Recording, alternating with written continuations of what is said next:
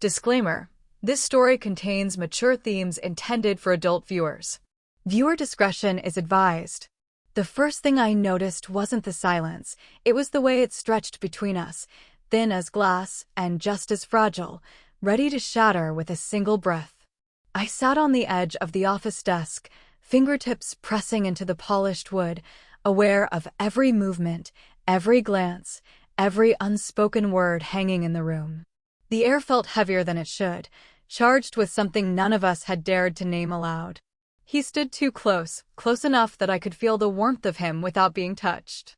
Another presence lingered just behind, softer, quieter, but no less intense. Their attention wasn't divided, it was focused, converging, like I was the center of something inevitable.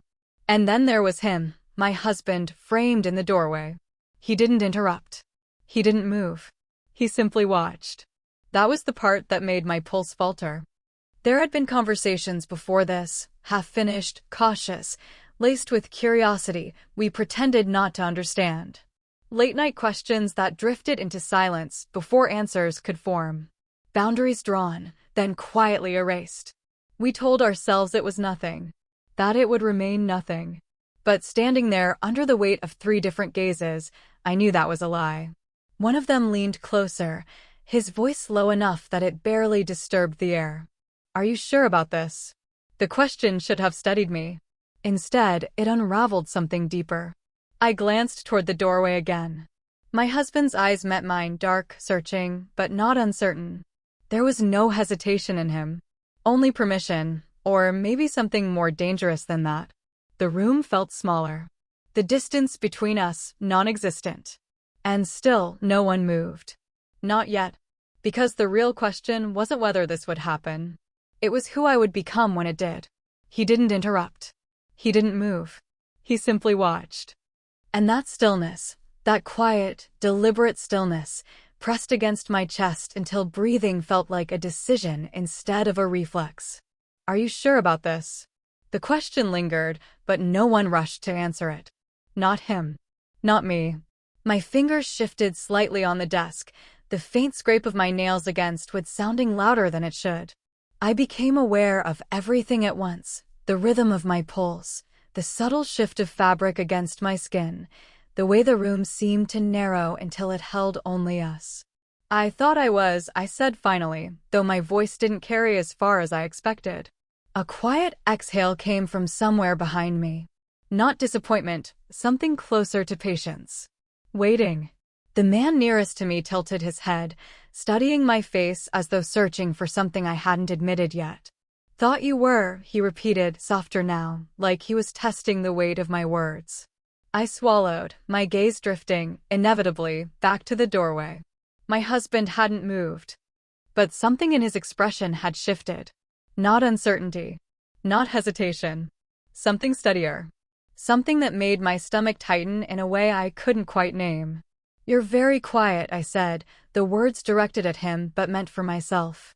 He stepped forward then, just one step, but it felt like a line being crossed. "I'm listening," he replied. Listening. As if this moment belonged to me. As if the decision already did. The man beside me shifted closer, not touching, not quite, but enough that the warmth of him brushed against my arm. It wasn't an accident. And it wasn't ignored. I didn't pull away. That was the problem. Another breath, closer this time, just near my shoulder. "We can stop," he murmured. "Right now. No questions." But the way he said it, it didn't feel like an exit. It felt like an invitation to stay. I turned slightly, just enough that the space between us changed. Not closed. Not yet. But altered. "I know," I said. My voice steadied, even as everything else didn't. The room seemed to wait with us, every second stretching, tightening, pulling something deeper to the surface. Not action. Not yet. Just the unbearable awareness of what could happen. And the even more dangerous realization that none of us were stepping back. The room held its breath, and in that suspended quiet, something older than this moment began to surface. Not desire. Not exactly. Memory. "I remember the first time you asked me," I said, the words slipping out before I could stop them. My husband's gaze sharpened, just slightly. You didn't answer me then either. A faint, almost humorless smile touched my lips. I thought if I stayed quiet long enough, the question would disappear. It didn't. No, I said, glancing between him and the others. It didn't. The man beside me leaned back just enough to give me space, though his presence still lingered like heat after a flame. What question? He asked, not impatient, just curious, like he already sensed the answer mattered more than anything happening now. I hesitated, because saying it aloud would make this real in a way nothing else had yet. He asked me, I said slowly, my eyes returning to the doorway, what it would mean if we stopped pretending we were only one version of ourselves. Silence followed that. Not empty, full. Heavy. My husband stepped closer again, the soft echo of his shoes against the floor impossibly loud. I asked you if love had to be small to be true. And I didn't know how to answer, I replied. Because back then, love had felt like something you protected by limiting it. By keeping it contained, defined, safe. But now it felt like something pressing outward, testing every boundary we'd ever drawn. I wasn't afraid of you, I admitted quietly. I was afraid of what it would change. The second man, quiet until now, finally spoke, his voice low and measured. And now?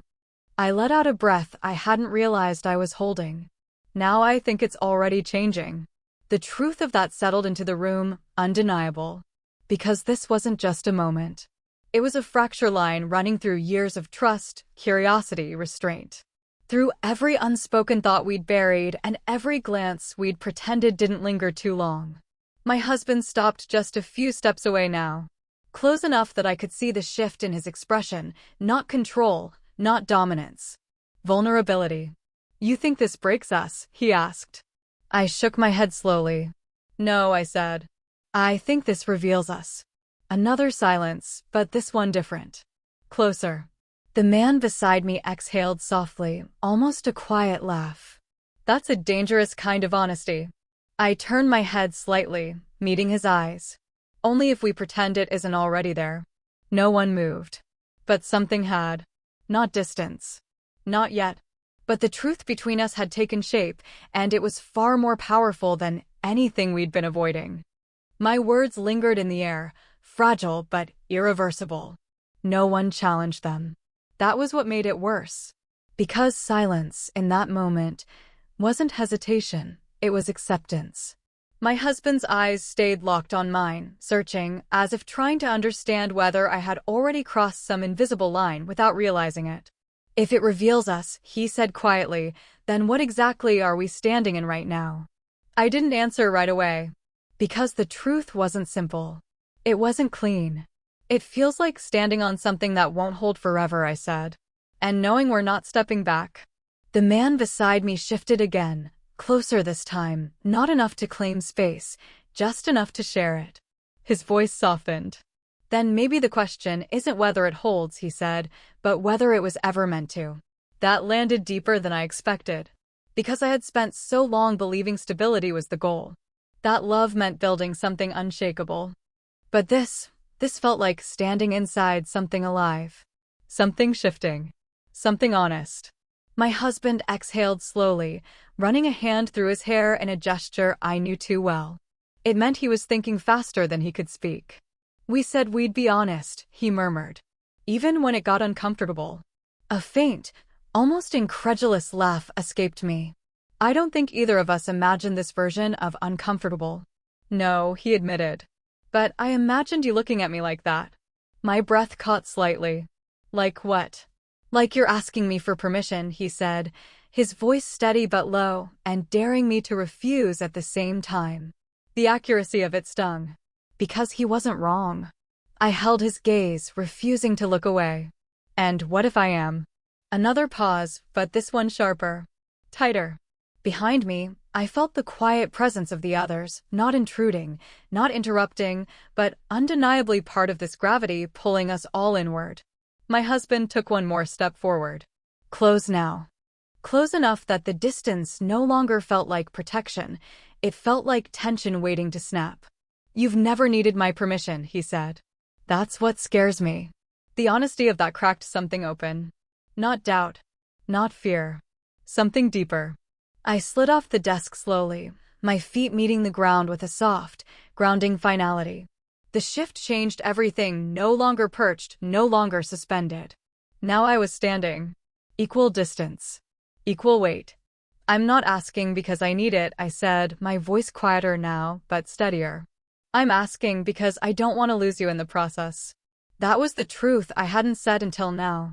And it settled between us like something alive. He didn't respond immediately. He just looked at me, really looked this time. As if trying to decide whether holding on meant letting go. He didn't respond immediately. He just looked at me, really looked this time. As if trying to decide whether holding on meant letting go. And then, unexpectedly, he smiled. Not warmly. Not coldly. Something quieter. Something that carried history inside it. You think this is where you lose me, he said. I frowned slightly. Isn't it? No. He shook his head once, almost gently. If I lose you, it won't be because of this. The certainty in his voice unsettled me more than anger would have. Then what? I asked. He held my gaze, but his answer didn't come right away. Instead, his eyes flickered past me briefly toward the others in the room. Not with suspicion. Not even with tension. Recognition. And that's when something shifted again. Something I hadn't seen clearly until now. You already knew them, I said slowly. It wasn't a question. The silence that followed confirmed it more than any words could have. My chest tightened, not with jealousy, but with the sudden realization that I had walked into something that didn't begin tonight.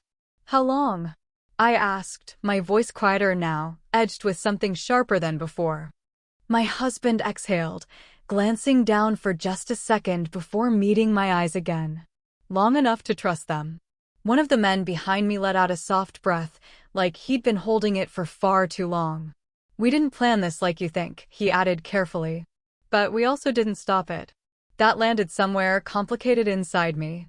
Not betrayal. But not innocence either. You talked about this, I said, piecing it together. Before me. We talked about possibilities, my husband corrected. About honesty. About whether we were brave enough to live without pretending. And decided I was part of that. I asked. His jaw tightened slightly, not defensive, but aware of the weight of it. No, he said. We decided nothing happens without you choosing it. The distinction mattered. But it didn't make it easier. Because now the ground beneath me felt even less stable, not because it was breaking, but because it had been shifting long before I noticed. I turned slightly, looking at the two men behind me, not as strangers anymore, but as people who had already stepped into the edges of my life without asking. And yet, they hadn't crossed the final line. They were still waiting. For me, I said softly. No one argued. The realization settled deep. This wasn't a moment spiraling out of control. It was something far more dangerous. Something deliberate. Something patient. I turned back to my husband, my voice barely above a whisper. You trust me with this? His answer came without hesitation. I trust you to change everything. The weight of that didn't feel like permission. It felt like responsibility. And suddenly, walking away didn't feel like escape. I trust you to change everything. The words didn't echo, they settled. Heavy. Real. For a moment, no one moved. Not out of hesitation, but because something had already shifted beyond motion. The choice wasn't ahead of me anymore. It was already forming inside me.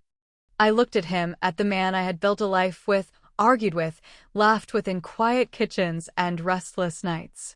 The man who had never asked me to be smaller, even when it would have been easier. And that was the truth that cut through everything else.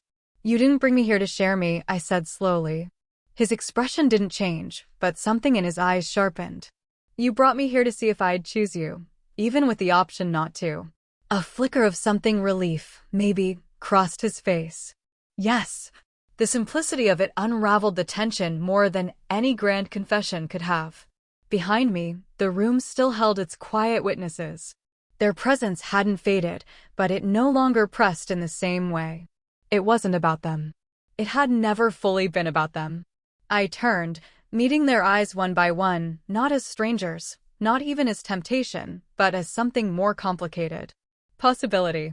Reflection. A version of myself I could have stepped into, but didn't have to. Thank you, I said softly. One of them gave a small nod, almost a smile, like he understood something unspoken passing between us. The other looked away first, not out of discomfort, but respect. And, just like that, the weight shifted. Not gone, but clearer. I stepped forward, closing the distance between me and my husband until there was nothing left between us but breath. I was afraid, I admit it, my voice steady now. Not of losing you, but of discovering I might want something else. And now, he asked quietly. I reached for his hand, not tentative, not uncertain. Just real. Now I know I had to face that to understand what we are. His fingers tightened around mine, grounding, familiar. But then, something else surfaced. A quieter truth. One I hadn't named until now. This doesn't end here, I added, almost reluctantly. His brow furrowed slightly. What do you mean? I held his gaze, unflinching. I mean choosing you doesn't erase the questions, I said. It just means we stop pretending they don't exist. That was the final turn. Not closure. Not a perfect ending. Something more honest. He studied me for a long moment, then, slowly, he nodded. Then we faced them, he said. Together. And for the first time that night, the tension didn't disappear. It transformed. Felt like a decision just as irreversible as staying. The room felt different once the decision had been spoken aloud. Not lighter. Not easier. Just honest. The quiet no longer pressed in on me. It settled around us, like something that had finally found its shape. The two men who had stood as silent questions a moment ago now felt like closed chapters, not erased, not forgotten, but understood. One of them adjusted his sleeve, a small, grounding gesture. Take care of what you have, he said, his voice calm, without bitterness. There was no tension in it. No lingering claim. Only clarity. My husband nodded once, a quiet acknowledgement that carried more weight than words. No rivalry. No victory. Just an understanding between people who had stood at the edge of the same unknown and stepped back in different ways. They left without ceremony. No dramatic exits. No lingering glances. Just the soft sound of the door closing behind them. And then it was only us. The space they left behind didn't feel empty, it felt returned. I exhaled slowly, my shoulders finally loosening as I leaned back against the desk. The polished wood was cool beneath my hands, grounding me in the present in a way I hadn't felt all night. We're not the same, I said quietly. He didn't argue. No, he replied. We're not. There was no sadness in it. But there wasn't relief either. Just truth. I glanced at him, studying the familiar lines of his face as if seeing them with new eyes, not because they had changed, but because I had. Because we both had. I think I needed to know, I admitted. Not just about us, but about myself. He stepped closer, not with urgency, not with fear, just with intention. And I let the question sit for a moment, feeling it fully before answering. And I learned that love isn't about never questioning, I said. It's about choosing, even after you do. His hand found mine again, steady and warm. This time, there was no tension in the touch. No uncertainty hiding beneath it. Just presence. We'll have to keep choosing, he said. I nodded. I know. And strangely, that didn't feel like a burden. It felt real. Outside, the city lights flickered like distant conversations, lives unfolding in 1,000 different directions. For the first time that night, I didn't feel pulled by them. I felt anchored. Not because everything was resolved, but because we had stopped pretending it ever would be. And somehow, that made what we had stronger than certainty ever could. Because in the end, we didn't choose the easiest version of love. We chose the truest one.